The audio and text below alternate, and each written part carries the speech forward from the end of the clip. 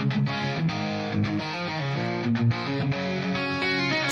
football, the passion of thrill.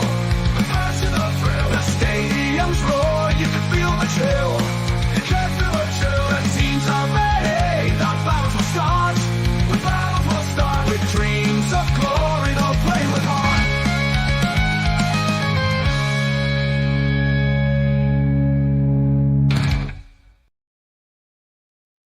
Kalimera, Kalispera, wherever time you're watching this is Mappa. Stel's here, Thasso is here, looking very, very happy. And we have a returning special guest, a legend, Manu Garcia. Manu, welcome How back. are you?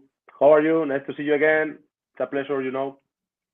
Likewise, amigo. How's things? All good? Everything is fine. Everything is fine. Really busy, but okay. And you still have the t-shirts Of behind course. you.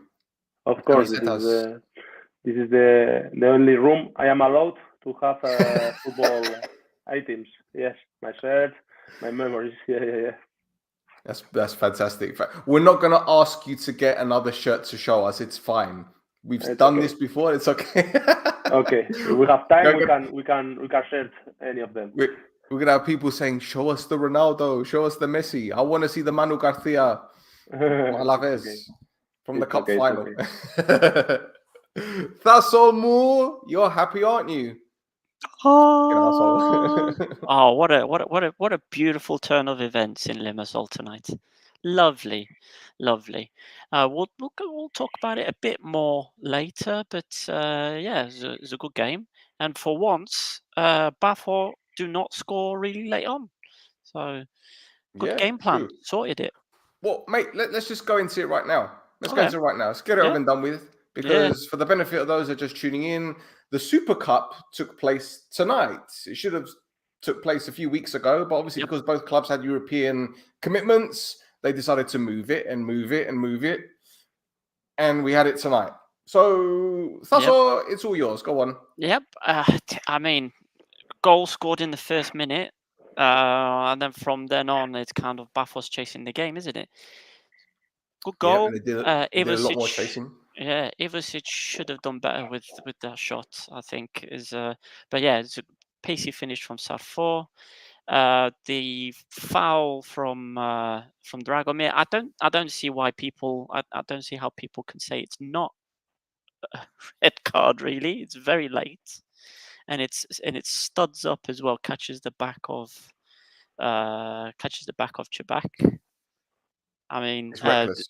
Yeah, it's very reckless. It's very reckless, and you can see he continues the follow through specifically to bring him down.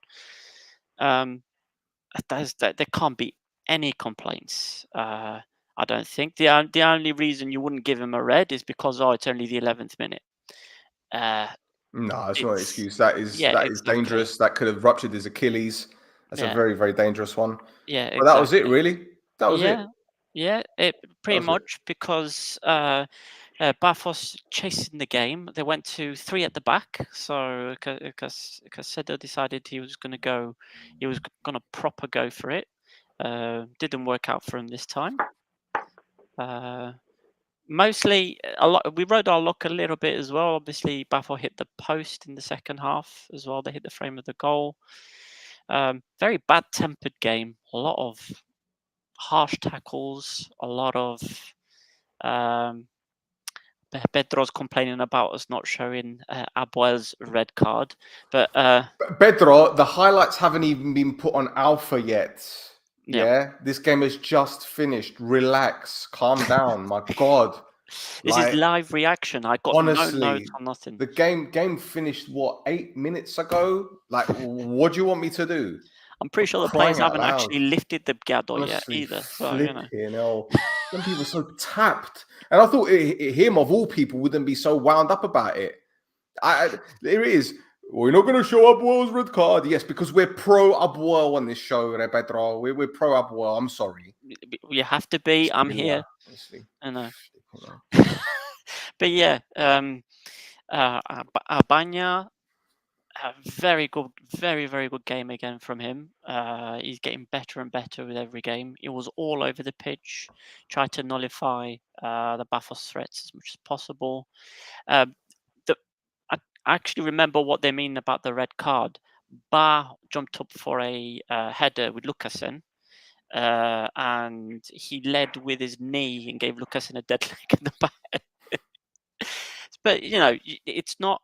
I'd say it's not a red card because he didn't lead. He didn't lead with his studs like Dragomir did. But of course, I'm a little bit biased. So, Manu, was that a red card? Do you think that should be a red card? It was. Yes, and with the new rules, it is clear. I think that situation. I didn't know that there was a red card in the game. I watched 20 minutes in the first half, the last 20 minutes, and I didn't realize Pafos was with one less because I was doing many things with the computer there, and it is a red card. Yeah, my opinion. But the way Pafos were playing, you couldn't tell they were down a man until about the 75th minute when the players started to tire. So yeah, Pafos is in a good moment. I think now the games I saw, this situation with Europe where they came back 2 times in 2 rounds, it is really good for them.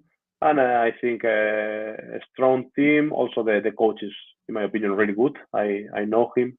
He's from my city. I told you sometimes.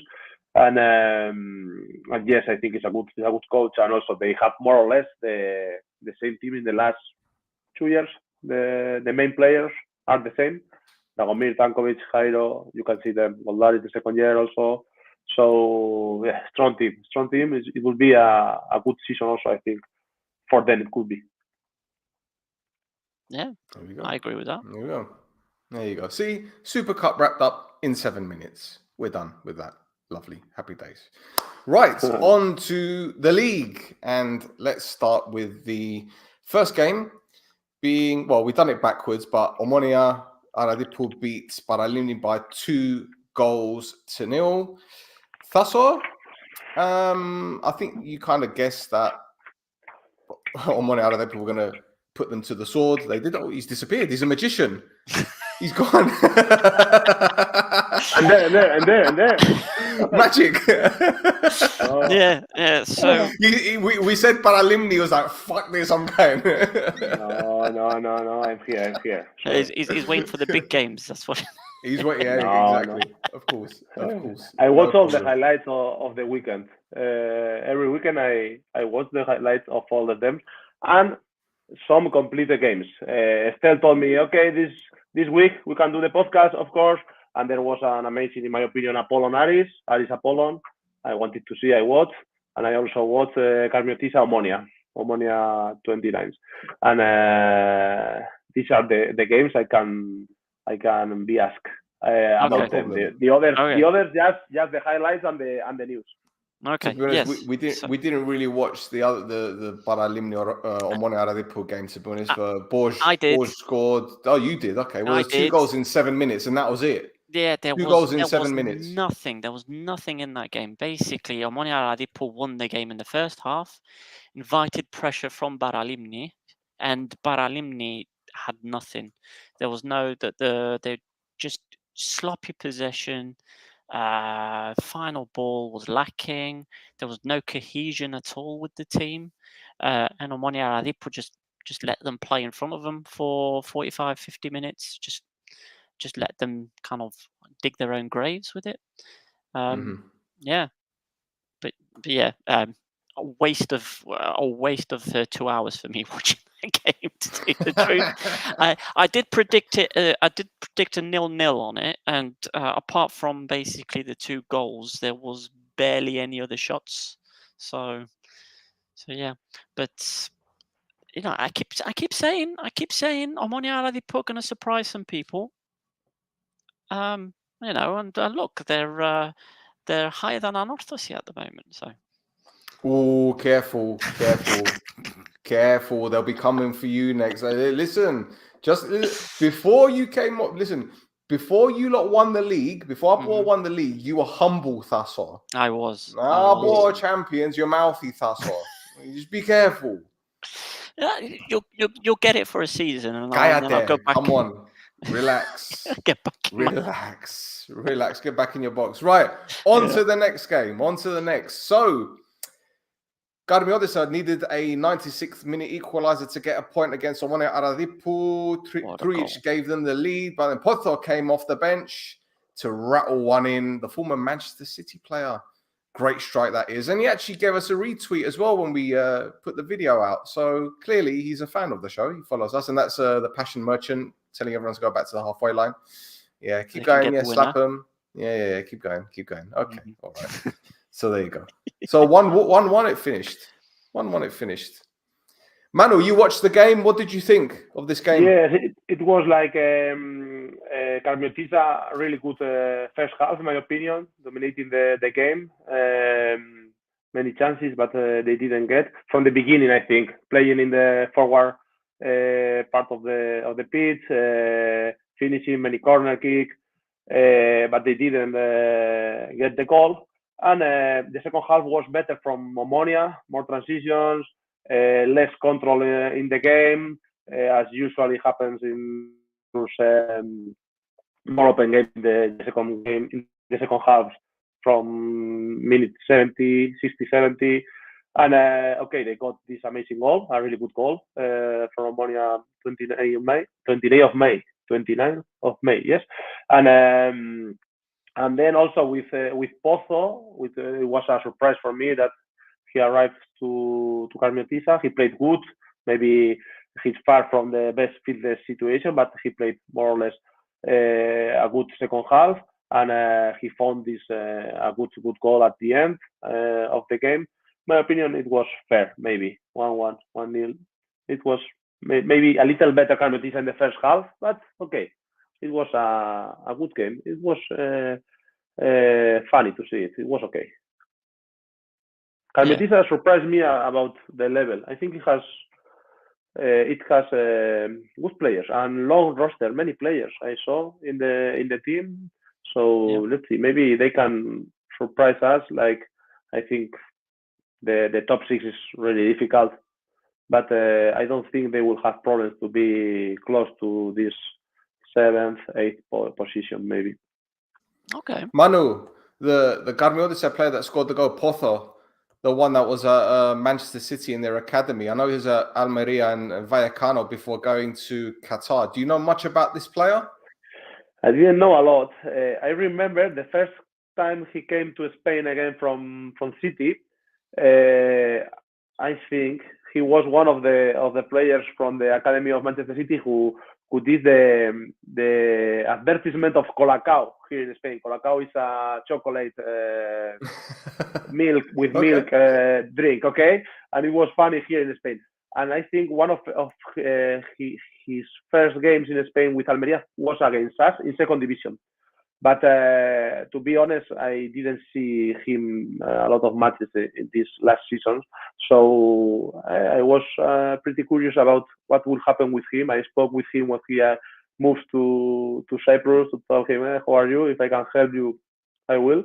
And what about the change from Spain to Limassol, everything? And he was happy about it. And also the beginning is good for him. It's difficult to move from Spain, first division, to Cyprus, to a team like Karmiotissa. There are many different things between Spanish first and second division clubs and Karmiotissa now at this moment. So the adaptation could be difficult for him. Let's see, but I think he's happy and it's the most important. And I told you, I think they have a quite good team, and you can see him. He's a quality player. He moves the ball to legs. He can cross with both of them. Set pieces also really good. The goal he scored from out of the box.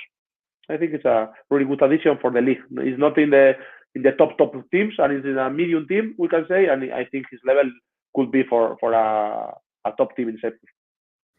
Well, I have a friend that used to coach at Manchester City, and he remembers when Pafos came to the club, and he said this was the time when the Arabs took over Manchester City, and they were bringing in new players, changed the academy, and Pafos was one of the first Spanish players to have gone to Manchester City's academy.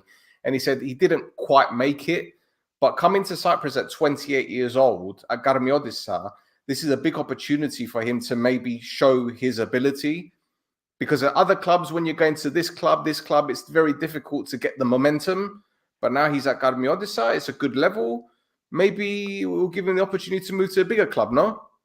Yes, it surprised me a lot because, okay, here there is a problem, not, but a real situation that Spanish players from first and second division think about Cyprus like a low-level league, which is not. But we have this thinking about the league. Yeah, okay, and from Cyprus the level increased these last years, and they don't want second division, third division players from Spain, which are good for the league. You can see some samples that people from second and third division in Spain are really good players there in Cyprus.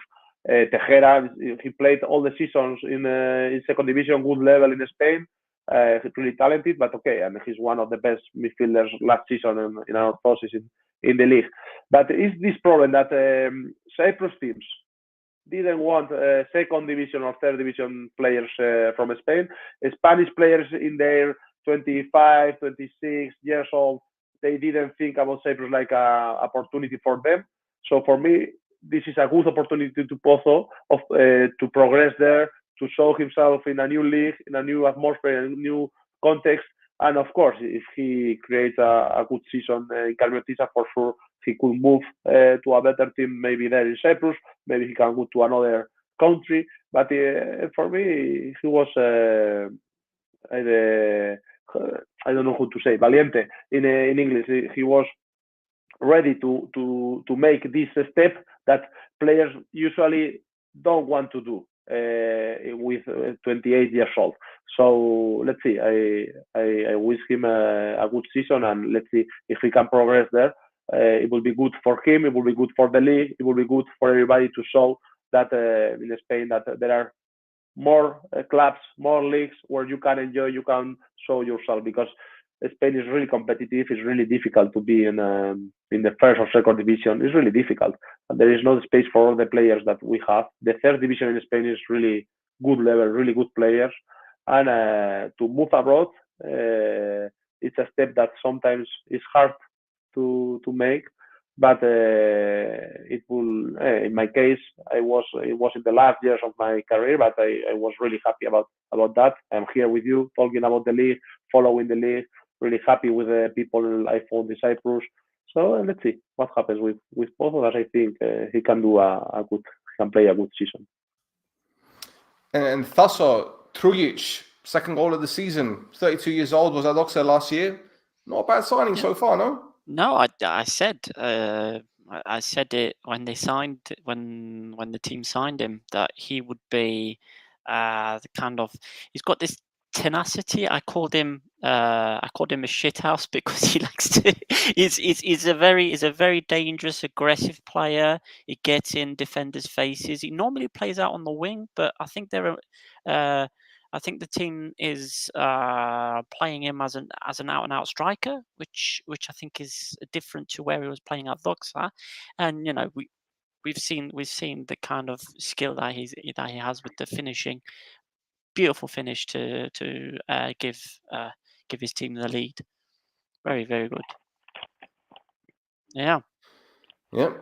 All right. Yep. There is some more news relating to one of the two teams. Yes. That we can discuss. Yes. Vamos, let's go. Have you got the sound effect? Have you got the image? Let me get the sound effect ready. Let me get go on. So, Karmiotissa have put out an announcement this week following the draw with Omonia 2 Furious that Mr. Sofronis Avrousti has left the club, which has opened him up to take on the Cyprus national team job. So yes, there he goes. He's gone. So that makes it manager number 3. Although, to be fair, this time around he's the one that walked out rather than get thrown out. And he's done that twice now to Karmiotissa to go somewhere else. He did it a couple of seasons ago to go to Omonia, and he's done it this time around to go to the national team. So some game stats for Avusti. He's taken charge of 4 games, and they were against Aris, Paralimni, APOEL, and the aforementioned Gate 9 team, and managed to get 1 win and 1 draw from those 4 games. So 4 points from 4 games. Not bad, not too good either, but standard. But at least the Karmiotissa players got lots of hugs. Got lots of hugs. Still. It's okay. It's fine. Pats on the back. Go on. I mean, another reason why Avusti might have left is because there you go. There he is on the right-hand side of your Darabuluzi. Simos Darabuluzi, following him leaving / being thrown out of Omonia's hierarchy. Has now replaced Johnny Violins. He is going to be technical director. New technical director, and his first decision as technical director is for him to be the caretaker, the interim head coach, while the search is on. Oh my God! So Simos Darabuluzis is going to be looking after coaching duties until they hire a permanent head coach, or as permanent as a head coach is at Karmiotissa. Do you know what I find so comical about this? When Simo was at Omonia, his job was chief scout, and every Omonia fan that I know didn't want him to be chief scout because we didn't sign many good players. Yeah. And now he's the technical director of Karmiotissa. He's just lucky they don't have many fans. He's just lucky. Oh dear. Yep. Yeah. Let's call it. But he's going to be the caretaker manager. Yes, until they hire a new coach, which we've heard a couple of rumors. Yeah. One is Mr. Watermelon himself, Alex Karpozis, who last season was at Othellos and then went to APOEL. And another name being bandied around is Savas Boursaididis, who was at APOEL and now Salamina. So, come on, let's see some Bursa ball. Let's see Bursa ball back. Huh? Yeah.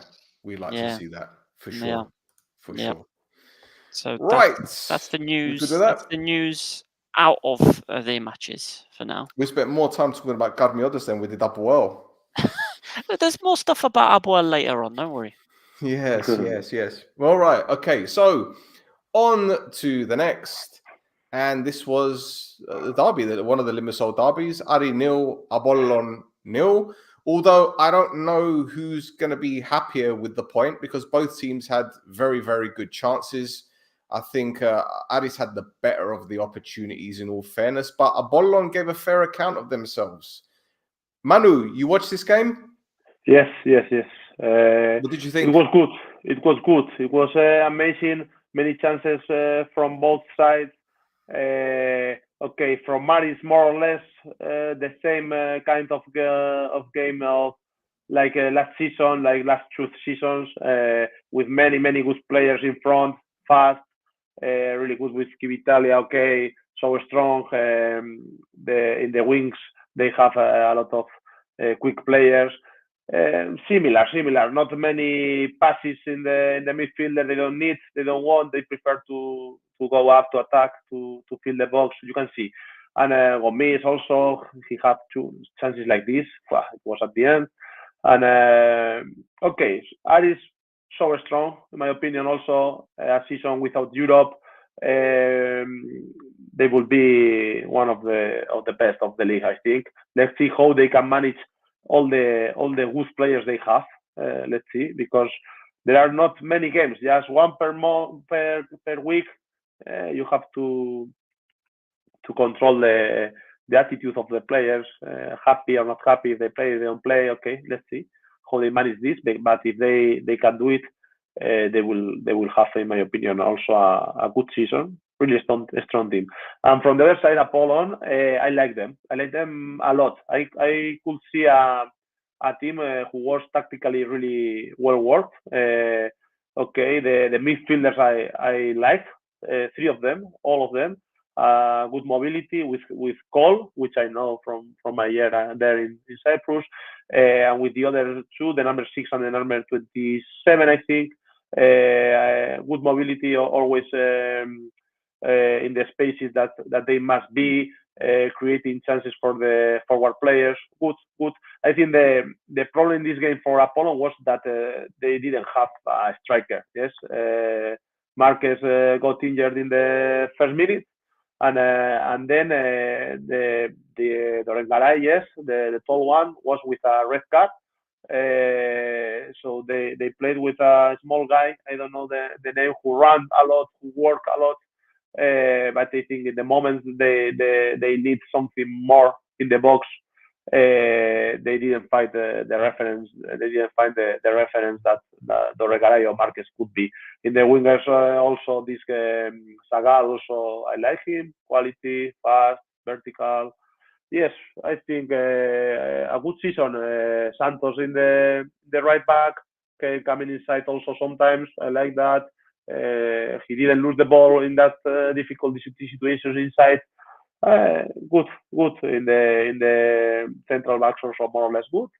And the number 5, I think, Boros, the central back stopper, really good. I like him. Concentrated all the game.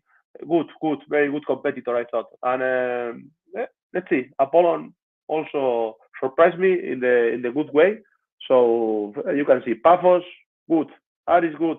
APOEL, like always. Omonia in the best moment in the last, I don't know, 2-3 years, 4 years, more or less. So let's see. A good league. As I told you, the level is increasing, and that's good. That's good for the people who follows this football like us. Manu, you know Aris very well because obviously you played for them. They have a lot of forwards, a lot of wingers, a lot of strikers, but defensively, we keep saying that maybe they're not as strong as what they should be, but they've kept another clean sheet, another goal that they didn't concede. So this is a good season for them so far. I know it was a draw, but they've got, how many points? 7 points now, Stasso? Is it 10? 10 points. 10 points, yeah. 10 points. Yes. Bana and the goalkeeper of Apollon were the best of the game. And it was a good game. Bana is so safe for them, very important for them. And in the defense, Aris, okay, they have many chances also. They changed Brorson for this guy from Rangers, yes, Hudson. Yep, Connor Goldson, yep. And with a lot of experience also, big experience in top leagues. And then they have Kashu, they have Sané, they have Boakie, they have Urosevic, they have really good defenders, in my opinion. Really complete roster, squad, and many options for the coach, which is really good. And for me, the only situation is this. In a long season with few games, if we compare this season with the previous one, let's see how they manage the dressing room in the moments that one play, the other don't play. Gomis, Concord in Italia, Sabot, really good, so fast, going to the spaces, hard, good in duels. So there are 4 really big strikers there. So let's see. It's an amazing season, an amazing roster for Aris, and they did what I like. Is like in a not the best season because they won the championship 2 years ago, and last season they didn't fight for the championship. Okay, they did a good season in Europe. They keep the best of the team, most of the players, and they just change 1, 2, 3, 4 key players. And for me, this is the best way to create a group. If you think your idea is clear, your coach is the perfect coach for the idea you have, come on, keep the roster and try to get it better with small movements, not really big ones. For me, they were clever in this situation. Yeah, I don't think it's a coincidence that the top two teams in the league at the moment are the teams that didn't get rid of a load of players and bring in a load of players. Yes, Buffalo made quite a few signings, but they kept the core group of players there. Same with Aris. So I don't think it's a coincidence that they are where they are, in all fairness. What do you think, Ethnikos? Yeah, well, I mean, we talked about it a lot. Stability is kind of where it's at. APOEL last season winning the league, they did it with a roster of quite a few players that were already there for 2 seasons. So there's a lot to say about stability, and there's a lot of teams that change players a lot. Like I think on my spreadsheet I saw Apollon, for instance, have brought in and taken out Apollon. 23 players from their rosters. APOEL very close to that. So there's a few teams that don't understand this. That stability is kind of where you get more success, and then you kind of add to the players kind of as you go through the season, seasons plural. But Aris have done very well at the transfer market, especially with their sales as well. They've actually brought some money in, and Apollon, they haven't had kind of the disaster start that they've had over the last 2-3 years, which means hopefully they stick with the coach a bit longer than what they normally do to start the season off. And again, stability means those players are going to get more and more used to the system, and you should see performances go up.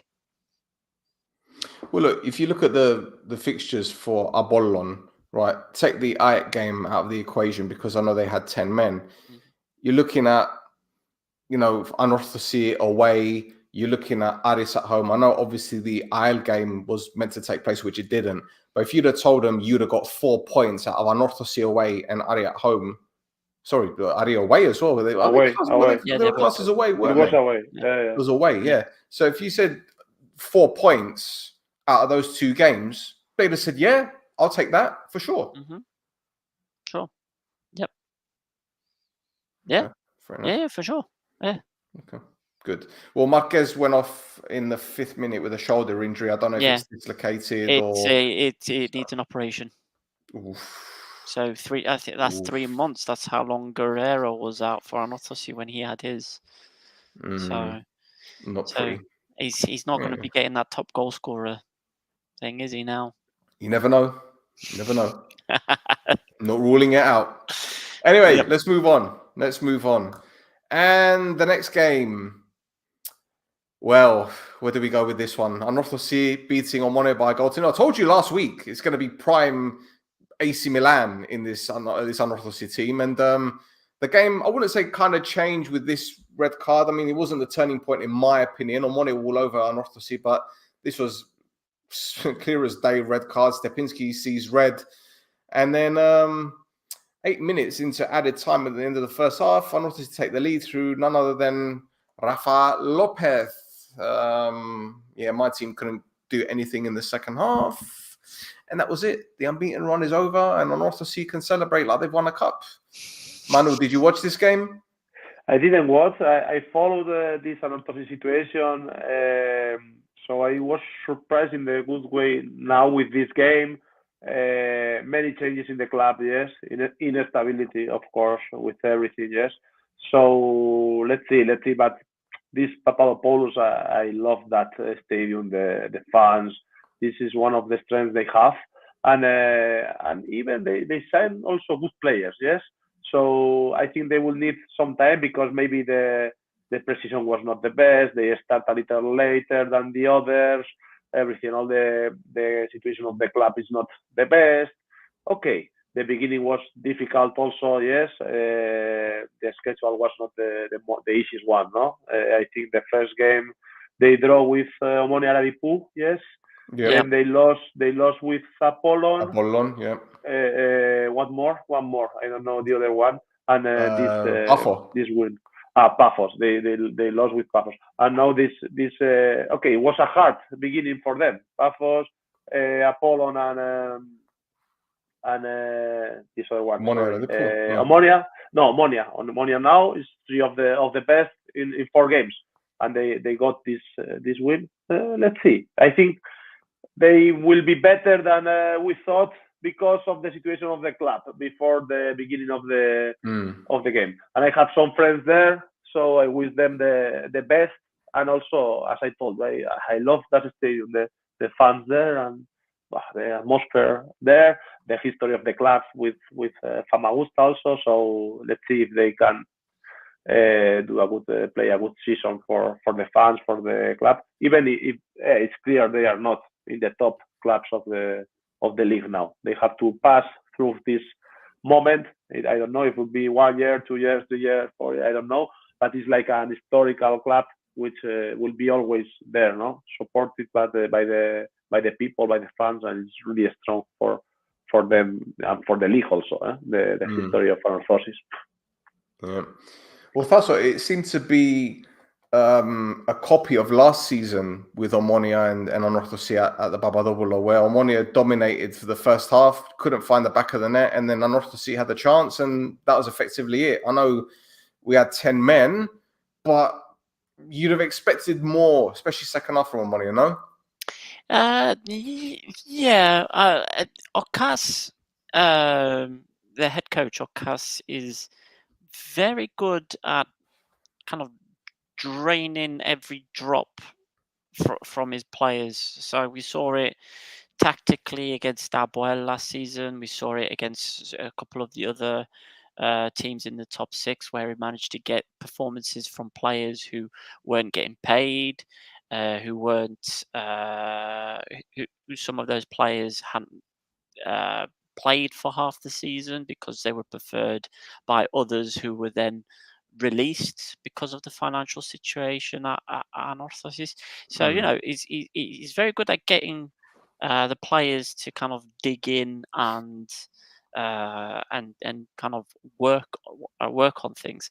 However, as well, I got to say something about Zivkovic, because the goalkeeper, because he's been having a blinder so far this season. I know, for instance, against Pafos, if it wasn't for him, Pafos would have scored like another 3 or 4 easily. And kind of against Omonia again for the first, 20 minutes, he pulled off like 4 or 5 saves, didn't he? Yeah, he turned into Buffon. He turned into Buffon. He was, and Buffon and Garcia in one, saving everything. I wasn't expecting a lot from him, especially since kind of like when he signed in pre-season, there was a bit of an R about it, because he said he needed some financial guarantees, financial guarantees before actually coming to Cyprus. But yeah, since he's been at the club, he's been one of their best players. Got to say though, in the game, because there's something that you haven't mentioned in the game. So Stepinski rightly got sent off for the tackle that he did, but Kane Woolery in the second half did a very similar one. Was it like 67th, 70th minute, something like that, on Koulibaly? And you don't think it was similar? No, I thought it was very. I thought it was a very similar situation. It was late, but it wasn't. Look, put it this way, because he nicked him. It wasn't full force like Stepinski. Stepinski could have broken Kiko's ankle. Yeah, there was so much force in that challenge, but with Woolery's one, he didn't stamp on him. He just nicked him. You know, right. So I don't think. No, I don't think anyway. I don't think. Yeah. Okay. I mean, I'll let you.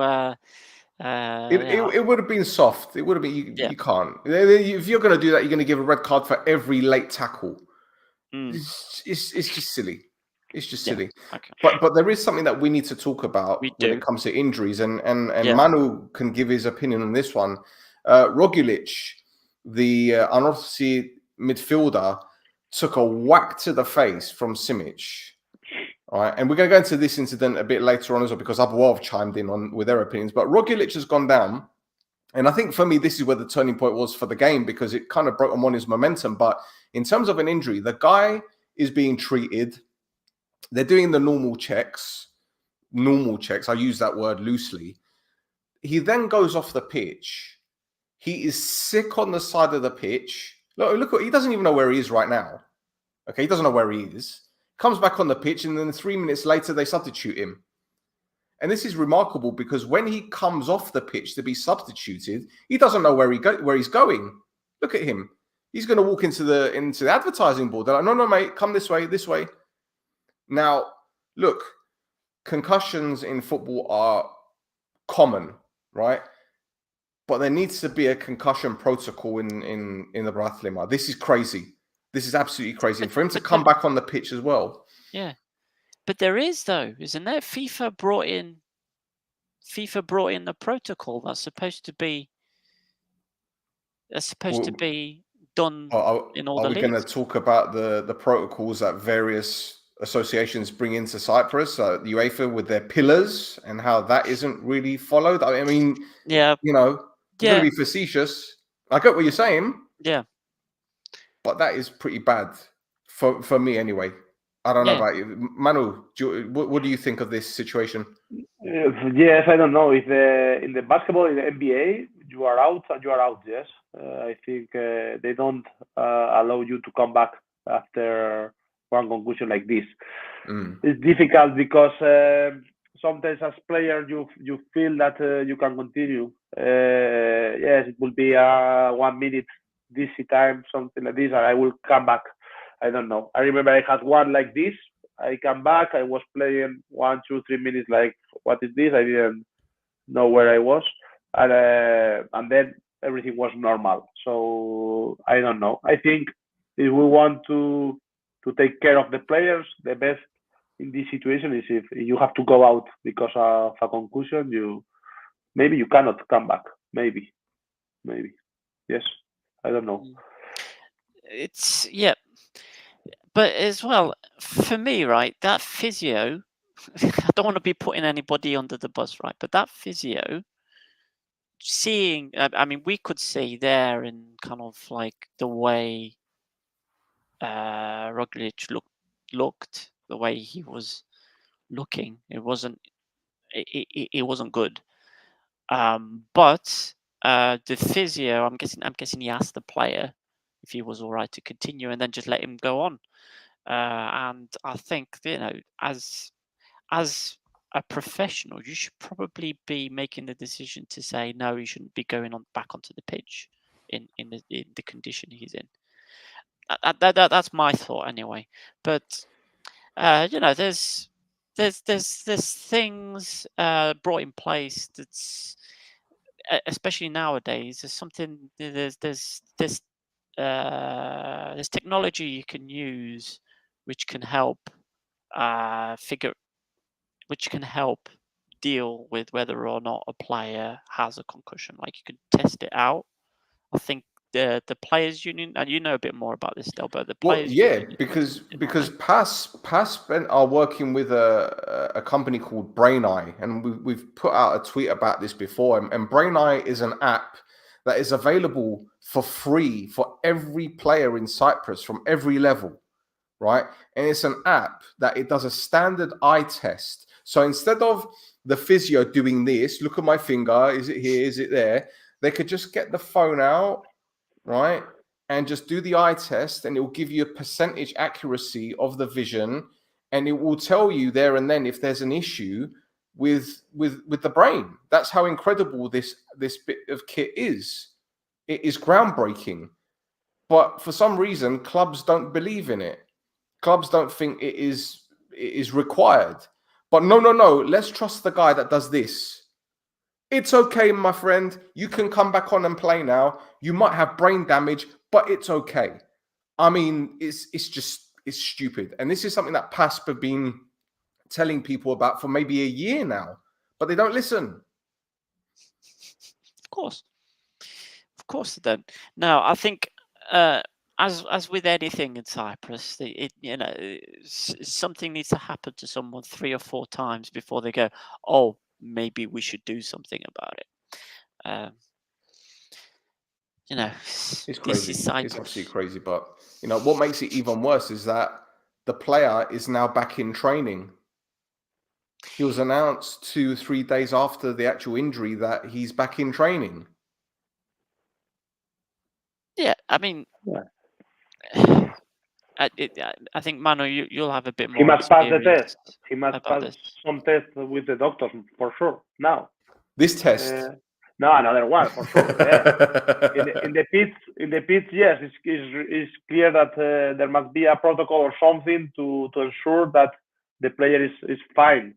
But now, 2, 3, 4 days after the game, I'm sure they check the player, and okay, everything is fine now. If he's training now, it's because he passed the test, in my opinion. Okay. For sure. We must think this.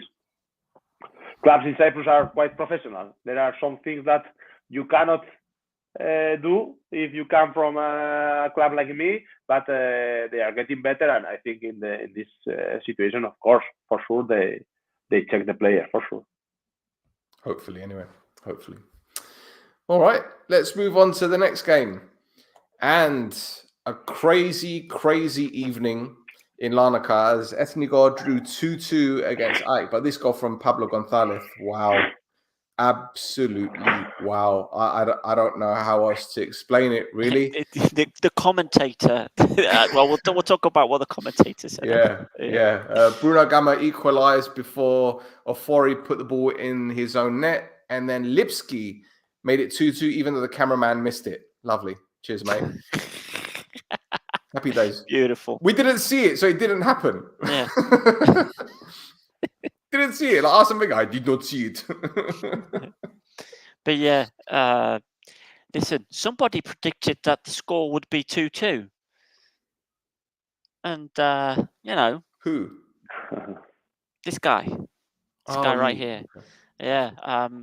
But yeah, it's a weird game. I think Henning Berg lost his mind after the game as well. What did he say? He said that he said Ethnikos had 2 chances, maybe 1, and they scored 2. What? But yeah, the maths in my head doesn't work out. They had 2 chances, maybe 1, but they scored 2. What? Sorry, Henning. Maybe you got a concussion, mate. I don't know. Anyway, there was. Although I just want to get what the commentator said about Gonzalez's goal. These are all questions he asked during the commentary for the goal. What has Gonzalez done? How did he do it? And how did he think of it? just the surprise of like, it's unbelievable. He couldn't believe it. He couldn't believe that was a goal.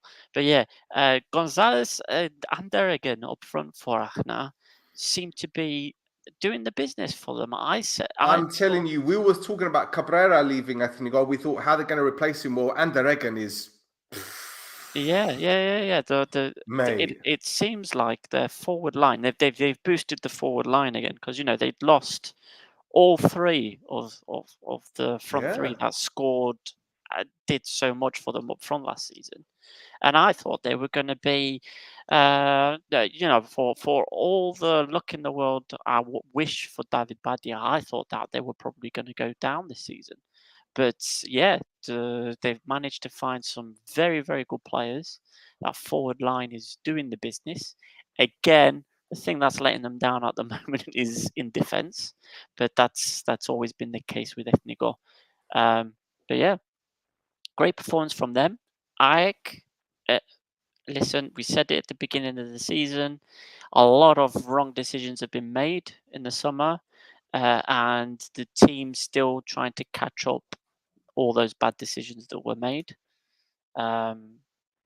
and Berger's got 4 points from his first 3 games, so it's not a disaster. Could have been better, but it's not a disaster. But there's some people that are they're already hanging the axe over his head, which I think is a bit strange. Give him a few more games. Don't don't throw him under the bus like Juan Ferrando already. Yeah. Manu, I look at Ethnikos, and Ethnikos have been playing really, really well so far this season. They were unlucky to lose against Omonia. They beat APOEL. They were unlucky to lose against Salamina as well. And then they got a good result against AEK. I think David Badi, I know he's our friend and he's been on the show before, but I think he's a very underrated coach, don't you think? I don't know him personally. I talked with him 2-3 times in these last years. Because we met in Cyprus in her first season in Ethnikos, when he then changed Ethnikos for AEK with the final of the cup with Ethnikos. And the players who was coached by them in Ethnikos, they told me really good things about him. And he went also to Akritas, yes, and then in Poland, I think, yes. Well, let's see. You can see it's a good beginning for them. Really good beginning against difficult teams. A victory there in Garcia against APOEL, remember, and now this good result also against AEK. Let's see. It seems that, like you said, they signed the good players also again. The way he's playing for a low team, we can say it's strange, because usually when you are in a small team in the league, you try to defend in the best way to get your chances, the transitions. And what I remember from him is the opposite. They wanted to play from the beginning with the goalkeeper, with the stoppers, open the pitch. And I remember a good game against us with Ethnikos in Syria. We won, but it was really difficult. And let's see if he has a good season. The beginning is really good. So this is important. If you are a player in a small team, is coming a coach with a new ideas that maybe you like, but you need points, you need victories to trust on the method. And now with this beginning, the players will say, okay, this is the way, come on. And also, of course, the players like to play like this. Well, exactly. And then when you take into consideration some of the decisions that went against Ethnikos already this season, the goal against Omonia, which should have stood, the handball against Salamina, which should have been given, the penalty, things could have been much, much different for Ethnikos. But Manu, I want to ask you about AEK as well, because this is a club you know. Obviously, it's not a great start for them. Henningberg under a bit of pressure already. It was a different performance against Ethnikos than against Omonia. Why do you think AEK played so different against Ethnikos than they did against Omonia? Yes, I didn't watch any of the games. Okay, I know a lot about AEK because I have friends there. Yes, Perapons is a close friend of me. Also, Xavi Roca, I have a good relationship with him. And I follow the team, many Spanish players there in the last years. And for me, it's a surprise that they lost all the precision. Yes, they create a new team in the last 1-2 weeks of the market. New coach again, quite different, no? The profile of the first coach, the profile of the second one. So also they came from a crazy season, last one, no? With a really bad half of the season, close to half of the season. In November, I think it was the change of Ultra. Yeah. Yes, with the Israel coach, this guy, and then the last 6-7 months of AEK was maybe the best in Europe, close to it, and they lost the championship by a mistake in the previous game with Anorthosis. I think that they got a draw at home when they was winning. That's in the last minute of the game. Yeah, and then the draw in Geroskipou was not enough for them against APOEL. and so they were too close to arrive to the championship, which is amazing. So I think it's clear that the sport direction in AEK knows perfectly the market, knows perfectly the league, the context that Cyprus league needs. Many years achieving good results with not the highest budget of the top six, we can say, with new competitors like Pafos, like Aris, which are changing the rules more or less. So it's a surprise for me, this change of ideas in 1-2 months from the beginning of the season. But sometimes it happens in football, no? Sometimes you select some players, some people, and then you realize, because out of your club did a good job, and then you realize in your contest it doesn't work. So let's see. They need time now, but the time is coming now. No, it's 1 month with Berg, 1 month, 1 week, something like that. So it's like the precision is over. So they need to have a good games to win and to get points. Manu, because they have good players, of course. Also, Manu, with Ultra, they get to the last 16 of the Conference League. They had a good season. With Ben Shimon, they came second in the league. Now they have Henningberg. What do you think they expect from this coach now? Do they think that they're going to challenge? Do they expect to challenge? I don't know, because when Ferrando lost again, was it the second leg, Thasso, against Paxi, wasn't it? The European game, and the Ultras came out and they made the statement and they said, we expect the championship. I'm thinking, well, you've never won the championship before. How do you think you're going to win the league now? And now they bring Henningberg, who, let's get it right, at Buffalo, it didn't do too good. So what do you think they're going to expect from Berg? Okay, I think this idea of winning the championship is idea that the club wants to sell inside, like, hey, we are ambitious. We want to be close to the best ones in the league. I know also, I think they know that the budget is not the highest of the league. Maybe it's the 4th, the 5th, the 6th of the league, and maybe with big differences with the others.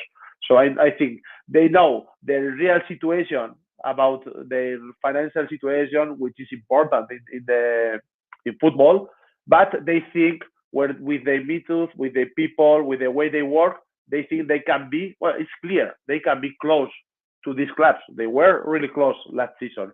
So I think they are ambitious. So we have to take this message like, hey, okay, we know who we are, okay, but we want to, with the options we have, we can fight. So we have to be close to the best. Our image must be better. I think this is the message they want to show outside. Well, it's going to be difficult because there's more teams up there now. More teams. Yes, okay. You must know. Okay, you can see. But I think against Ethnikos they have to win. Okay, against Omonia and these teams they have to compete. And let's see how it goes. But you can't lose against Omonia, Ethnikos, Salamina. Okay, one day maybe, but you need to beat these teams because you are better, no? Last season also they lost against Sakaki. I think the last game Sakaki won was they lost 2-0, I think, and it was like a change that time. So is this the message? This is something that happens in my teams. Okay, we are not the best, but we can work hard to get a good team and to be close to better or bigger budget. And you cannot lose with the low teams if you are AEK, if you want to be close to the best. Yeah, well, AEK play now Salamina next. So let's see what happens there. Maybe Durmishan might score and show us his celebration again. But anyway, let's move on. Next game.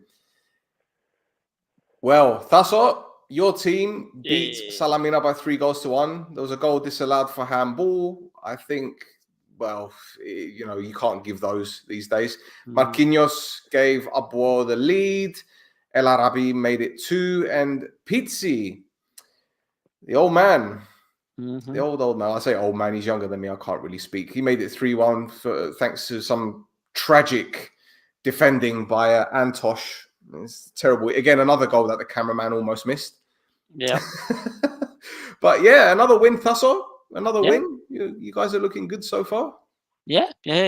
So again, confidence building win. This could have been another hiccup like Achna if we weren't careful.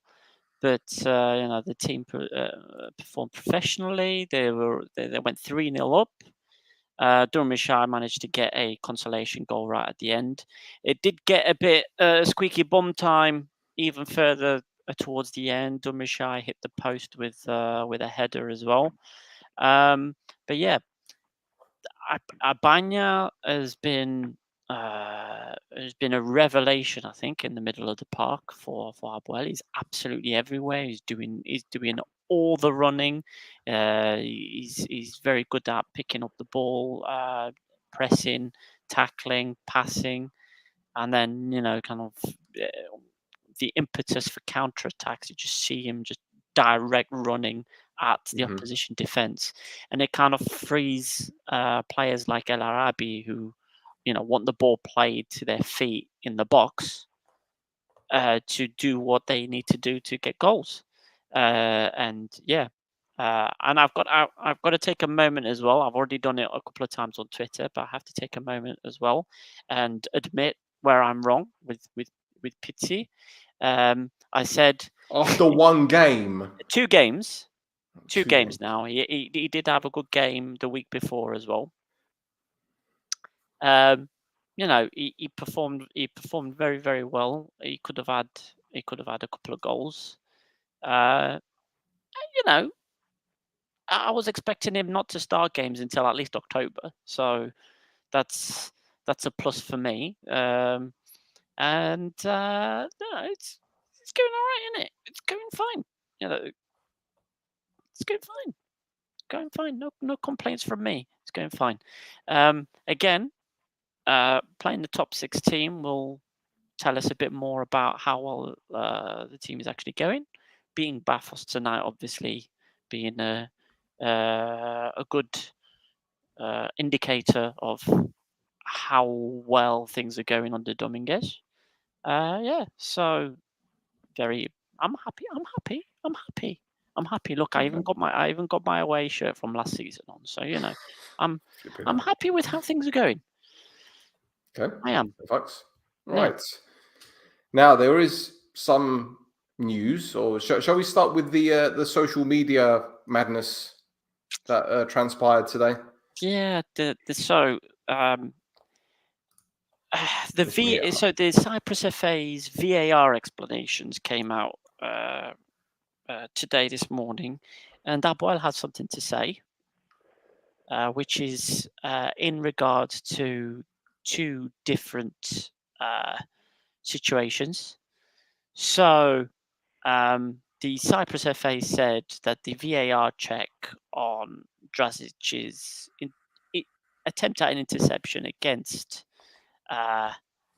Antosh should have been a red card, but they didn't say anything necessarily about the kick in Roglic. I can't Roglic. His head getting absolutely battered by that kick. And APOEL took to social media to complain that the Cyprus FA said, "You said that the kick from Drazic should have been a red card, but you didn't say anything about that other incident, regardless of which team is which and things like that." And I was going to comment on it, but then you said, Flares Gaffes is going to talk about this tonight. So I've held back on talking about it until now. And to tell you the truth, I completely agree with APOEL here. Both of them should have been a red card. You think? Yeah, Shouldn't. should. For me, both yellow card. For me. Both yellow That's what I card. was Me, gonna say. for me, I think both red card. Because a high foot like that, when you look at the Premier League, when a high foot like that goes in, and That is the mother football that they are doing. But yeah, look, this Anorthosis player didn't see the play. He tried to play the ball. For me, nothing. Yellow card and okay. And APOEL one is harder, but okay, the goalkeeper goes so down. So for me, yellow card both. See, I'm the other way.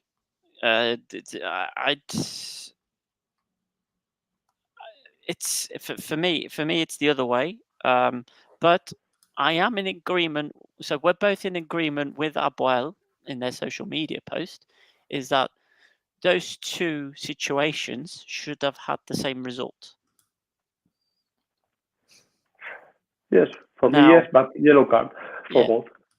For me, it's red card for both, but that's fine. But the thing is, the way that APOEL put that that post out as well is like, we've put this for comment.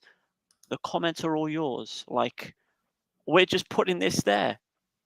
We're not saying anything. It's just there it is, and you deal with the fallout, and then kind of just left. Like, it's so childish from the social media team, especially when there's so many other things that the club has to deal with, which I'm going to move swiftly on to if we can. Yeah. Is the match this weekend between two Omonia, two Furious, and APOEL will be without away fans at the Katokopia Epistrophi. Now, Cyprus, so basically this announcement came through from the Cyprus FA, and I thought I took an opinion which was not controversial by saying that it was probably the correct decision. And bloody hell, did people tell me I was wrong. Now, a lot of this is based off of on the APOEL fans' side of things. Is that the situation is unfair, because why is APOEL being penalised for perceived behaviour that might happen, and nobody else is having to deal with it? So, for instance, like the issue between AEL and these guys in Peristerona a couple of weeks ago, or let's not talk. We have to bring it up. The Apollon AEL game 2 weekends ago. So that's why a lot of fans have kicked off about it not being fair. But the club have actually agreed with the decision, with the caveat being, don't be doing this for any more of anybody else's games. Now, I think this game in particular is very high risk, because you're going to have Gate 9, you're going to have Portocali, you're going to have those two meeting somewhere, and we've seen 2 weekends ago, the police is looking for these situations to occur, for them to do absolutely nothing about it. Yeah, and in because fact, it's another trap. Yeah, exactly. And in fact, to make the situation worse. So, for me, it's preferable that we don't have away fans for one game, avoid the trouble that might occur from that game because of the machinations and the politics of people at desks that want something to occur that's not occurring at the moment. So I prefer that rather than the away fans go to that game. It all kicks off, and then the club gets hit with a 15 grand fine, a home match without any fans, and 2 away matches without any fans, because that's the punishment that all the clubs signed up to before the season started. So those are my thoughts. I prefer that my club plays one game without fans instead of 3. And I think that's why the club took that stance as well, because they prefer that to be the case. Thasso, we said this the moment Omonia Garcia got promoted. We said next season there could be problems. Yeah. This is a team with supporters that are very passionate. Yes. Okay. And I'm not saying the Omonia fans aren't passionate, but these are the ultras that left to create their own team. Now, this is 6 years, 7 years, however long it is, without playing against APOEL, and they haven't played against them in any cup competitions or anything, right? So this would have been the first game, okay? Now, we know that there are some idiots out there, okay? And there might be some Omonia Garcia fans, I don't know, I'm speculating, but there might be some fans that might have felt, I'm going to get the fan card just for this game, just so I can go and see this game. But then you're going to have some fans that wanted to show up to cause trouble. Might. I'm not saying it would happen. I'm just saying might. Now, there are obviously APOEL fans that are a little bit naughty as well, as we saw against Salamina. I know it's just one idiot, but all it takes is one idiot to fuck everything up. So I think the CFA have been very smart. They saw what happened against APOEL and Apollon, and they thought, we can't have this again, especially so close to the last incident. And they said, no away fans. Now, I understand there are going to be APOEL fans that are unhappy and they feel victimized, but it was the sensible thing to do. And we keep saying common sense. This is what we need. And they've shown some common sense for once, the CFA. So I think it's a smart thing to do. So that's the thing, right? I got so much flack for saying it as well. Like a lot. Someone actually responded to me as well. I'll do a direct quote here. You're 100% right, but as a platform for sports fans, you should protest this decision as unfair. It could be any team, but now it's mine. My brother in Christ, it's my team as well. It's not fair. I'm all for saying it's not fair. It definitely isn't fair, but it's something that needs to happen so that people continue to keep going to games. Because that's all. The fact is, if people behave themselves, we wouldn't be having this conversation in the first place. Yes, correct. That is absolutely correct. But as our guest last week had said, people do stuff. And what time is kickoff, by the way? I did not look it up. I will. It'll probably be like 5, 6 o'clock at least. Right. 7 o'clock Cyprus time. Yeah. 7 o'clock Cyprus time on a Sunday. So people might be drinking from midday right the way through to kick off. Well, so here's the other thing as well, right? You've got where the Geroskipou stadium is. It's in the middle of a housing estate. It's all residential around there. So not only would if it would have kicked off, a lot of people's personal property probably would have been damaged as well. So, I mean, there was a couple of comments that I got as well from social media saying, so why did the police and the Cyprus FA allow this team to play at Peristerona? That's a very good question. I don't have an answer for it. I don't know. Other than Manu, what do you think of this whole situation? Yes, let's see. I have two sides of view. I like the passion of the fans. I love that. It was some of the best things I received from Cyprus there. No, you can see the derby. So passionate the player, so passionate the fans. One side, the other side. They can move in all the islands, so you can see all your games team because the distance is so short. So I like that. the flares, the fight, everything. I like the way they live these derbies, everything. Okay, but as we talked in the previous podcast, I stayed here with you. There is a line that you cannot cross. Yes, it's like violence. Okay, you can support your team,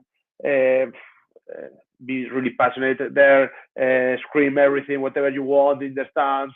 Okay, for me it's good. It's good. Out of the stadium also okay, but you cannot fight. You cannot fight out of the stadium inside. You cannot throw anything to the pitch. There are some lines that you cannot cross, and in the last years there have been problems in Cyprus. Yes, my year there was a good year, calm year. I think it was like with the fan card. The fans didn't want to go to the stadium. The most passionate ones, yes, and they just came to the stadiums in the top 6 in the playoff, I think.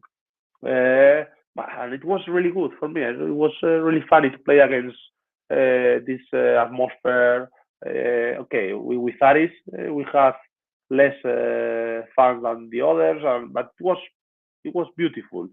It makes you feel happy, important. Okay, and but the last year many problems. No, like you said, the derby in Syria with Apollon and APOEL. I remember I watched a derby in the cup. It was good, no problems. It was good. I like that. And then the last season, the derby in Syria, the last game in Syria, it was same for everybody, for the clubs, for the fans, for the league, for the stadium, for the history of the stadium, of the clubs. Then last season also they have problems in Alpha Mega, both teams. This season again, the situation with Nea Salamina. There was also a situation, I think, in AEK Nea Salamina, I think, also a fight out of the stadium, I think. Many problems, no? Many problems, big ones. So you have to stop this. You have to find a way to stop this. So I think this is a good idea to stop this situation. No fans in this game. Okay, it's a pity for everybody, for Omonia fans who want to beat APOEL the first time in the history, blah blah. The APOEL fans, but okay, I think it's needed at this time. And last season also, the second half of the season without fans, away fans. What is this? This is not good. I'm more in Cyprus, not here in Spain. The distances are bigger. Some fans move, but other not. And in Cyprus it's different. You can move everywhere. So it's something that Cyprus must keep in the stadiums, away fans, all together, enjoy the game, enjoy your team every week, at home, away, traveling in the island. It's something good for Cyprus, and they have to keep it into the football, into the Cyprus football, in my opinion. Yeah, for sure.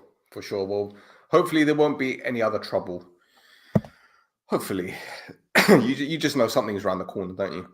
Anyway, one more game to go through, and we're done with the results. And Pafos beats APOEL by 3 goals.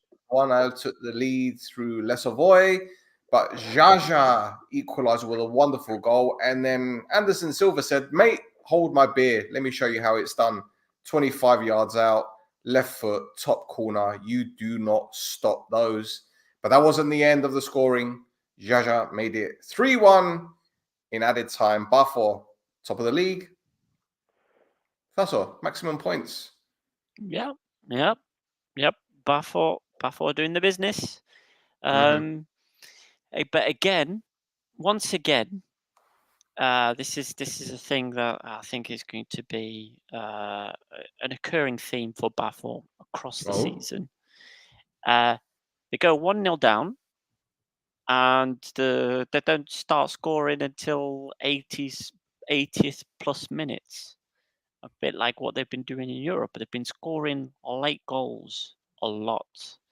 And I think it's to do with the amount of rotation that Garcia does with his forward line.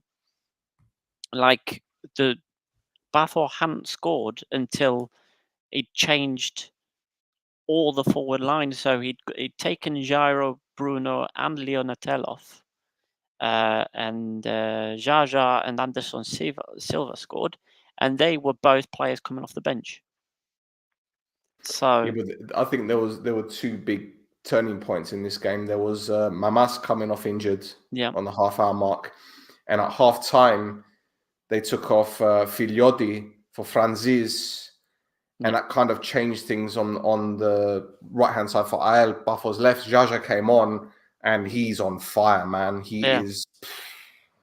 Yeah, I mean, it was one of the things that... So Sasa... what's his name? Ivanisevic? Sasa. Anyway, he was doing the color commentary for the Super Cup game, and he was talking. He would not stop talking about Jaja, talking about how good he is, what a great player he is, and Carcedo took him off, I think, on the 72nd minute, something like that, and kind of the air kind of just it came out of the team. Like as soon as he came off the pitch for them, they seemed a lot more pedestrian until they changed it up, bringing Bilea and Name on. But yeah, Jaja does something completely different for them that they don't get, or they didn't get from the previous forward players that they had. So yeah, but the fact that he's able to chop and change that forward line the way he does means he keeps them all fresh, and it means that they don't have that over reliance on Jairo that they've had for the last 2-3 seasons, because that's kind of what I think does them in the second in the top 6 stage of the season, is that you kind of Pafos would become a bit one-dimensional in the second half of the season, trying to get it up to Jairo the whole time. But because top 6 defenses can deal with that one specific threat better, Jairo becomes less effective. But the fact now that they've got all these forward players to change it up means they're not as over-reliant on him as they would have been in other seasons. And that's scary. Manu, what Stasso was saying about Pafos and the strength they have in forward positions. Obviously, this is going to be important for them, because when you need goals, you need to change players, maybe bring on a different player in a certain position. Now, it's going to be a long season. We know they have Conference League football. They've won every game so far, but Thus also said that they score late goals. So is this a problem for them that they're not scoring early? I don't know. This is sometimes happens in football, no? Maybe some games they will score in the first 10 minutes and it's done. I think about Pafos, we spoke at the beginning of the video. Yes, they have a really good team. They are adding good players. Remember, they signed Bruno from Omonia, yes, paying in the December market. Now Natel, who played my year there in APOEL. Nothing defensively, but really good in the offensive side. Sairo is one of the best of the league in the last 3 years. Now this striker Anderson, yes, this goal I didn't see him, but okay, what a goal! And the winger, the left one, Sasa or Jaja, I don't know how you say. It could be Ha in Spanish with the. Yes. And okay, it seems to be really good. So you find there many players, and then you add there Tankovic, Dragomir, okay, the Nam, who I like. They have really good players. Pileas, my friend, also good player. Jonathan Silva, who came from good years in La Liga, experience also. Good coach. Pafos, okay, let's see how they deal with the conference also, but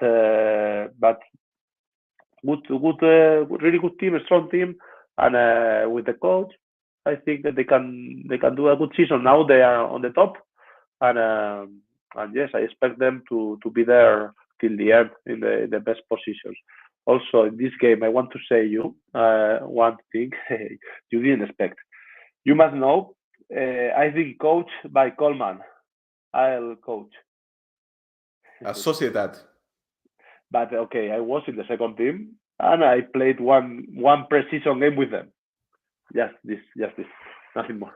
I didn't remember anything from him. I remember his time in Real Sociedad was not the best. He came from Wales and he went back to Wales again, I think. And the best I remember from him is the national team Europe classification, something like this. Yes, he did a good job with them. But when I saw he signed in APOEL, I said, "What a surprise! How the football connections are made." Yeah, for sure. He was in Greece before, so he knows the culture and everything. To be honest, I think Coleman has started off really well, really well, given the circumstances. APOEL, we know last season weren't great. The year before, tragic. And he's come to the team with practically a brand new squad. They're bringing in players every week. It's almost as if every day they were making a new signing. But they've started off well. And to be honest, I think deep down, he might be a little bit disappointed he didn't get at least a draw out of this game because all the goals came in the last 10, 15 minutes. And prior to that, apart from a miss from Dragomir 0-0, it's not as if Buffalo were bombarding APOEL. In fact, APOEL looked pretty okay. Yeah. They're getting in behind them as well. Yeah. That Lesovoy is turning out to, like, of all the signings that APOEL have made, that Lesovoy was a very quiet one. Except for Ruslan, obviously, went off on about him because he's Russian. So yeah, but he's turned out to be a very good player for him. I think he's got 3 goals now, isn't he? Is it 2 or 3? 3, yeah. And 3. you know, they've played 3 games. Obviously, they haven't had the Apollon game. So, you know, it's pretty good. They've got a pretty good squad built up there as well. I don't know. I think if they do squeeze, they'll be squeezing into that top 6 maybe, but it will all depend on, obviously, Apollon. Yeah. And Ike. Yeah, it'll depend on those two on whether or not their performances match what they did last season. For sure. Which are your top 6 teams now in the 4th game of the season? You muted yourself still. We'll show you now. Yeah. We'll show you now. Oh, you want our predictions, or shall we show you? Yeah, prediction. Your prediction. See. Now, I was supposed to write an article, and I did write the article of my predictions. However, because we're now 4 games into the season, it seems a bit late to be putting it out. However, I can tell you I had Omonia first, APOEL second, I had Aris third, Pafos fourth, and then I had, I think it was AEK in 5th, and then APOEL in 6th, or Apollon in 6th, one or the other. Off the top of my head, I could bring up the article itself and read it off for you, but that's kind of what I went for. And the reason I put Omonia top, there's 2 reasons. One was the performances they put out in the preseason, and 2, the last 2 teams I've said they come first was the first season was APOEL because they'd signed players like Kevin Miralas and all these players, so that and they ended up finishing 8th. And then last season, I said Aris, and they finished 4th? 4th, I think. 5th. Yeah. 4th. So, you know, I say Omonia this season. Part of me is saying it because I want you to have a crap season. But they were performing very, very, very well up until, obviously, they had the defeat this weekend. So that's how I had it going. And Estelle, yours, please. Aris Aris, Omonia, APOEL, Pafos, Apollon, and APOEL. Who is out? AEK. AEK, really? So AEK out and Apollon out. Really, eh? Yeah, I No, think. no, did I say Apollon? No, Did I say Apollon? yeah, you said Apollon, Apollon I said AEK. AEK. Yeah. Yeah. Okay, I think I didn't watch AEL, so I cannot say. In my opinion, AEL out, but because I didn't see them. If you tell me, okay, they are doing better than Apollon, I like Apollon this game. I watch. AEK, let's see. AEK, AEL, what do you think? AEL is better than AEL now at this moment. AEL is better. It's performing better. Yes. I think And so, also, yeah. you are forgetting one thing, and it's Europe. Pafos, Omonia, and the other is APOEL, which is inside APOEL. APOEL, Yes, yeah. in conference, all of them. It's difficult to deal with both, and they have good teams that maybe they can go through the competition in conference and more games, and then you come to Cyprus, and it's not easy. If you go with Ethnikos, okay, maybe you can deal with it, but if you have a big game, it's like this weekend, Pafos Aris, I think. Yes, okay, Pafos played today. Okay, it's in Cyprus, it's not the same, but in Europe also, with the traveling, everything, you have to know this. So because of this, for me, Omonia and Aris, okay, let's see. There's a team. Which team is going to Kazakhstan? One of the teams is going to Pafos. Kazakhstan, isn't it? Pafos, I think. Pafos, I think. That week is going to be a difficult week. All of them, all the weeks you have to share between the league and Europe. Okay, even if you are playing in Cyprus, your mind is focused on the main game for you that is playing in Europe, and it's special for everybody, for the club, for the coaches, for the dressing room. You are thinking about this, and you lost the focus on the league. It's normal. Also, the fitness situation is not the same. You cannot recover in the same way, and they are not used to work like this in Cyprus. They are not used to deal with this.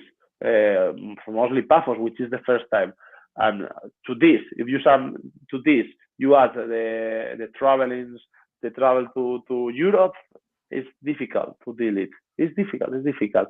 So because of this, let's see. Aris, I told you, Aris, let's see, it could be strong. But yes. And also, of course, Anorthosis is out of the top 6. Because when I arrived there, okay, Pafos and Aris are the new ones here in the party. So let's see who is out. And last season, Apollon, AEL, Anorthosis, all of them out. Yes? No, Anorthosis in. But finally, with all these problems. So let's see this season who is the historical one, who is out. 1 or 2, because Pafos and Aris will be up. Yes, I think. So 2 less spaces for the normal ones.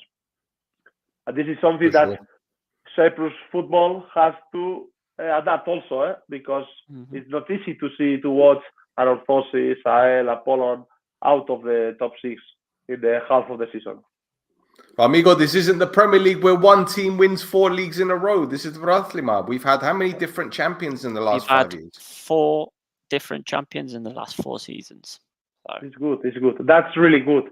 Here in Spain also it happens the same. Okay, Real Madrid is getting stronger and stronger, more money. Everything is going better for them. It's like, okay, Madrid, Barcelona, if Atletico Madrid wins the league, it's like a miracle. If another team is there fighting for the league, what is this? Look, Girona last season was amazing. They achieved the Champions League.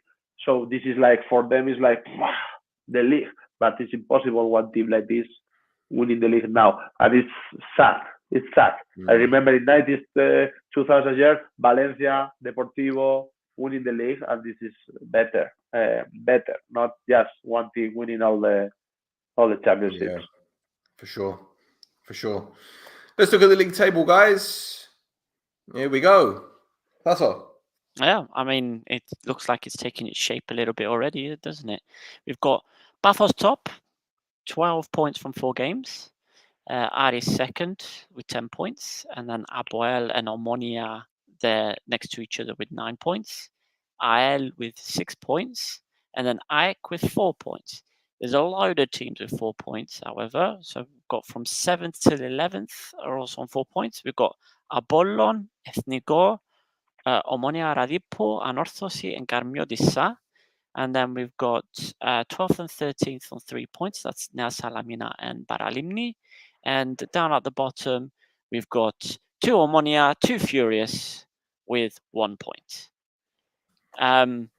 So yeah, it's already after 4 games. I'm a little bit surprised that there's already there's still a team with a 100% record, and there's also no teams that have got 0 points, which which is a surprise compared to last season. Voxat went, what was it, 14 games without a point. So it's yeah. There we go. Right, we've got a few quick stories, Tasso, before we wrap it up. I'll jump in. So first of all, there was a normal cup match tonight as well. So Apollon beat Othellos 4-0. Garcia scored in the 96th minute just to make sure that they won. Weisbach as well scored for him. I can't remember who the other 2 scorers were for Apollon, but Apollon, I'm sure. Now, we also have the Cypriot national team rankings. The national team, they fire Getspire. The reason I'm bringing this up is because it puts a smile on my face. So the national team, they sack Getspire, and then they move 4 places in the rankings. However, we're still below such amazing teams, such luminaries of football as Vietnam, Sudan, and Libya. So there you go. Yeah, but come there's on. There's still some improvements to be made. It's fantastic. They sack Getspire, and straight away FIFA say, it's okay, you could move up 3 places or 4 places. How much is 4? Yeah. 4 places. See? We're near Estonia now, guys. We're near Estonia. Yeah. Yep, exactly. So that's some good news. That's some great news. Manu, we're coming for Spain. We're coming for Spain. Yeah, exactly. Yeah. We're coming for numero 1. I think in Cyprus there are more level than this position. I told you every time there is talent there, and the players I have there as teammates, they are talent, and it's just they need to work better, harder, more. And they must get better results because they have the level, they have the players to do it better, in my opinion. Yeah, it's also something about the mental idea that everybody has there, that they are not the best. Okay, we can do it better. Yes, but okay, we will do it. No, I think something serious that you can do it better for sure. There's somebody went on Supersport FM this morning and said that we're basically going from one end of the spectrum to the other with regards to tactics. He says that while Getspire was playing ultra defensively, he's expecting Sofronia Avgusti to play more forward thinking because of the forward line that Gibro has, because that's where the strength is. If you're concentrating on the defense, we're going to ship 8 goals against Spain. However, if you concentrate a bit more on the attack, you might get a result like in the late 90s, 3-2 against Spain, where we won. So there's shock results that can come from that, rather than getting spanked 5, 6, 7, 8-0 against the bigger teams. If you are going to do it, at least if you're playing attractive football, then you might get you might get a positive reputation from it, a la Ram Ben Shimon, because the form that Cyprus had with Ram Ben Shimon wasn't that much better than Garcia, Mm. but Well, he was we got playing Romania next. better football. We got Romania next. That'll be The previous one, Ben Simon was the previous to Kespaia. No, No. it was Ben Shimon, and then they brought in 2 other people, who were Valem and Gostenoglu. Yeah, who weren't as bad as Garcia, but they were very close. Oh, Gostenoglu was close. It was close, but I've got the data. I've got the data to prove that Garcia, on average, was the 3rd worst national team coach for average goals scored and average goals conceded. The 2 worst coaches than him were the first 2 ever that that the country had. So the coaches were dealing with part-time footballers at the time in the 70s. So, but and there was a war. Yeah, and there was also that in the middle of it as well.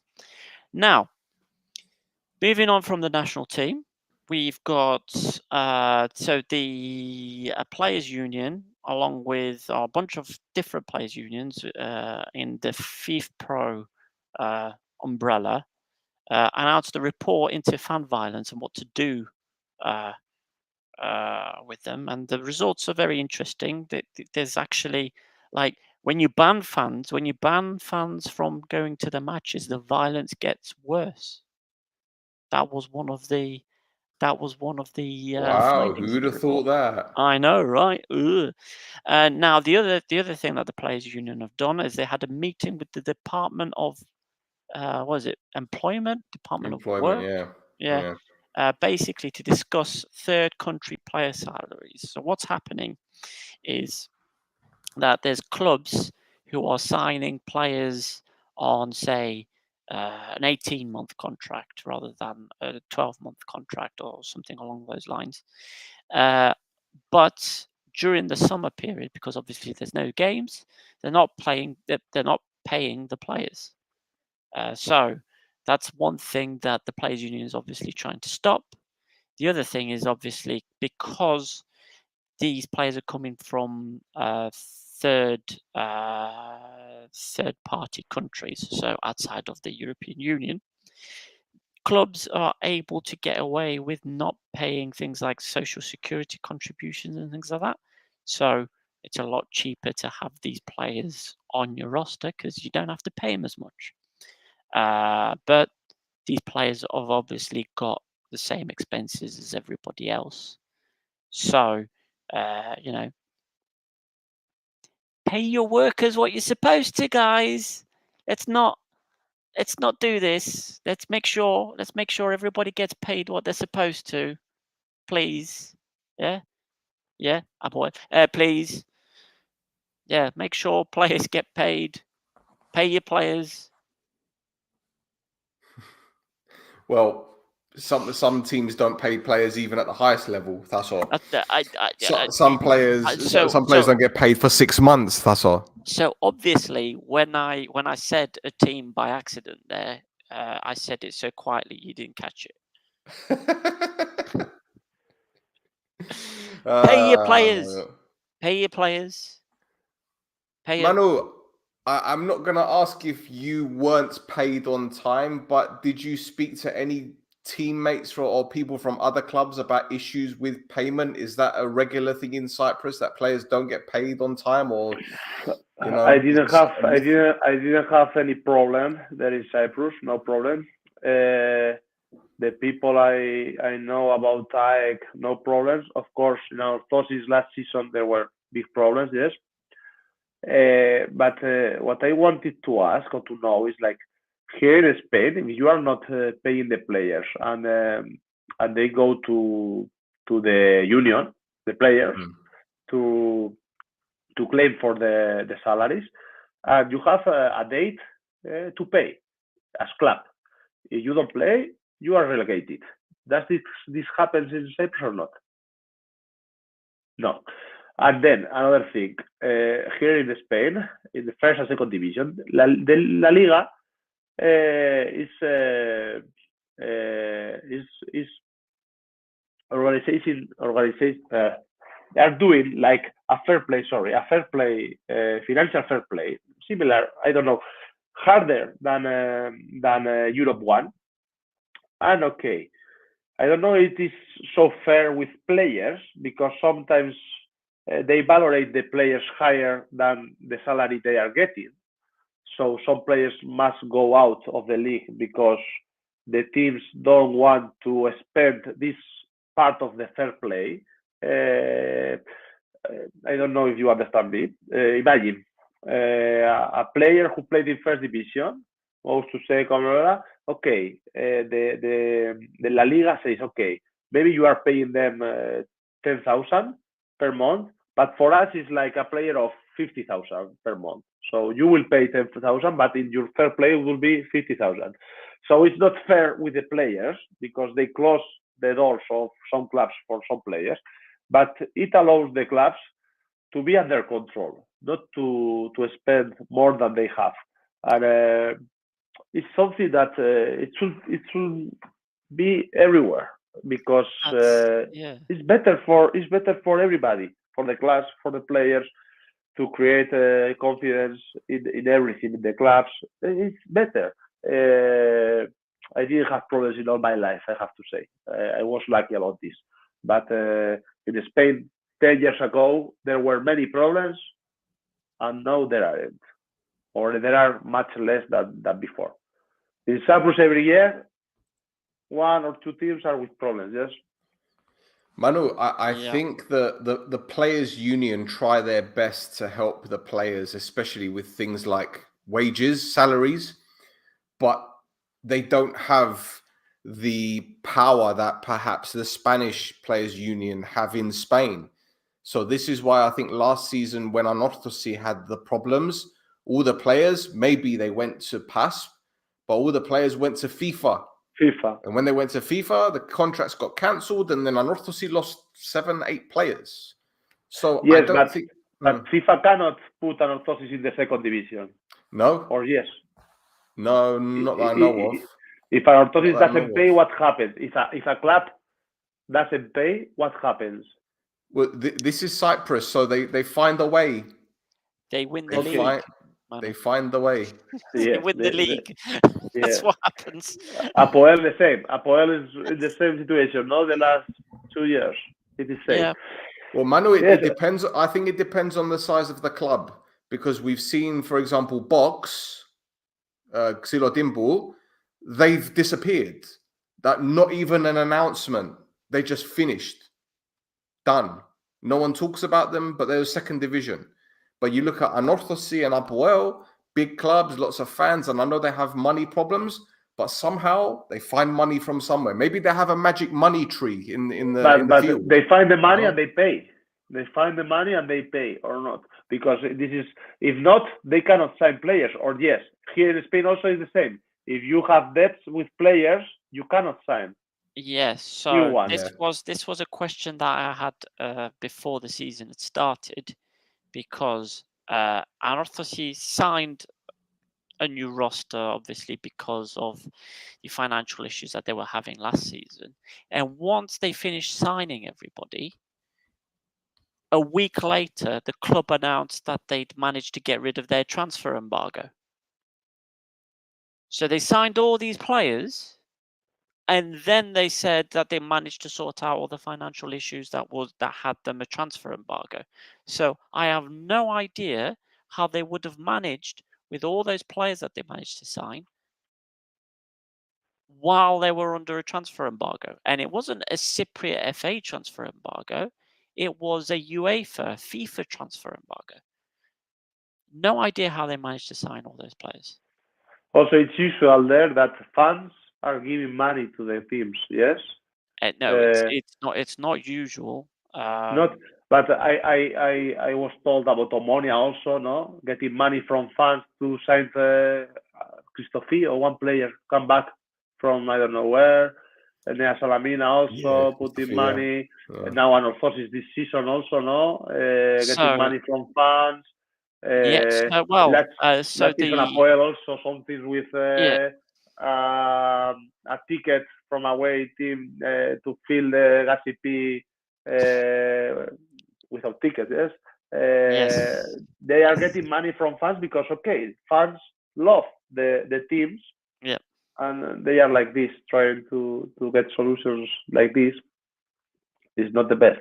It's worse for Anorthosis because they announced this thing that they did to try and sign. They brought in Makun and things like that with the they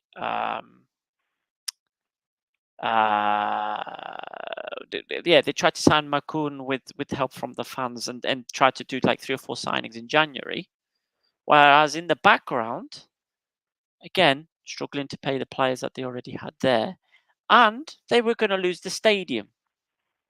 They were going to lose that stadium, and if it wasn't for the fans getting a lot of people together, they managed to find the fans managed to find the 1 million euros to pay the debt on the stadium. Otherwise, they would have lost the ground. Yeah, I know. This is amazing for me. This is the thing that the financial dire straits that Anorthosis here in, and the money that we're talking about as well, compared to some of the other clubs, isn't that big either. It's just that Anorthosis is about 14 million. Yeah, but Omonia as well is supposed to be financially healthy. Oh, a lot more than that. APOEL are not financially healthy, and they owe a lot more than that. Well, the difference is with Omonia, they've signed a lot of commercial deals, especially one with Novibet, which I think is the highest sponsorship in Cyprus. And then obviously you have European games and the money coming in from Europe and other little things, season tickets, everything like this. So I think it's how the club structure works. Like Omonia are getting things right from marketing, commercial, and APOEL are doing the same now. Aris have been doing it. Pafos have been doing it. Okay, Pafos brought in money from Quarantina Homes, which we're not going to go into. It's another story for another time. But when you have clubs like Anorthosis that are a big club, big fans, lots of history, the first Cypriot club to reach the Champions League, and they're not doing anything that is helping them level up. Okay, they have their own sponsorship with Novibet, they have this and that, but nothing that can say, right, we're a brand. And this is important now because football clubs, as you know, Manu with La Liga, Barcelona, Real Madrid, they're brands. They're not just football. It's a business. And clubs in Cyprus, like Anorthosis, should be operating like a business, not just a football team. And that's the problem with the mentality. I don't know.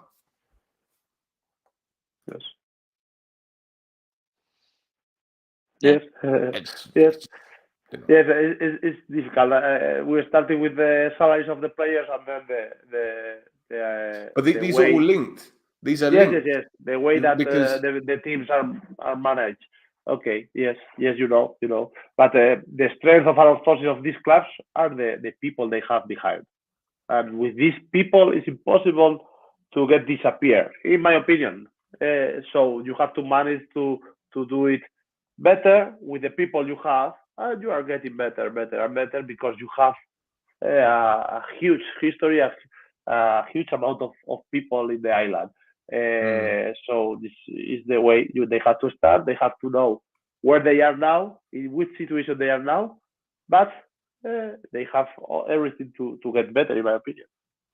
Well, you know why many clubs, in Europe, they sign maybe Japanese or South Korean footballers. Okay, these are talented players, but sometimes you might find a player that perhaps isn't a big name in those countries, but they sign them because they know that there is an opportunity for commercial... Open a new market. Yeah. You imagine, let's say, for example, Karmiotissa sign a South Korean player. I know it sounds stupid, but they sign a South Korean player. Well, you can improve the tourism in Cyprus. You can make commercial deals with brands in South Korea. Maybe, I don't know, maybe people might want to subscribe to CableNet or Citavision. you'd never know because all it takes is one player to do something like this. It's not far. Wow. Here, Real Sociedad here has Kubo, Take Kubo, Japanese one, and they have the advertisement here, which is from Japan. Exactly. Yeah, it's like this. There's Agridas have done it. I think they've signed. Is he Kazakhstani? An under 19-year-old Kazakhstani. He scored for him in the last couple of games as well. And they've plastered him all over their social media at the moment. So yeah, Agridas in the second division are doing it. There you go. Yeah. There you go. Yes, and let's see, one last bit of news. And listen, we've given the video on these almost 2 hours to post something. He hasn't yet. He hasn't done So it. No. that's news in itself. Is that we don't have last week's disciplinary matters to discuss yet. So they'll probably come out tomorrow morning. So the last thing to mention is not necessarily Cypriot football, but it's this is Mappa related, and it's NC Network and the Charity Idols present. That Scotland shirt that we gave away as part of the raffle has gone up on the Charity Idols website, hasn't it? It has. It has. Let me just find it. Hang about. Ooh. Okay. So last time I checked, it was on 130 euros, and it's still got like 5 days and something left. We're up to 150 now, my guy. There you go.